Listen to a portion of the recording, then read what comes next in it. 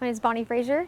I work in Shoregang for the Eagle Harbor Maintenance Facility. My typical day is a lot. We do a lot of painting. Sometimes we're in the shop doing shop work. Most of the times we're down on the boats repairing a lot of rust spots, deteriorating metal. A lot of it's painting, grinding, needle gunning, and then using what we call a Goff machine to take off the non-skid on the car deck. I was a little bit nervous when I first came in. I'm a woman. I came in here not knowing anything, but it's actually great in here. You can come right in, you get to learn just as much as all the guys do. They just welcomed me right in, you know. In my spare time outside of work, I do a lot of hiking. We do a lot of fishing.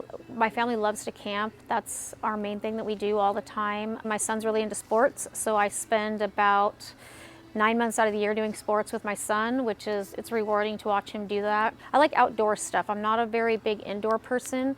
That's kind of why I liked coming in here. It's busybody work. There's a lot of things that you get to do outdoors here.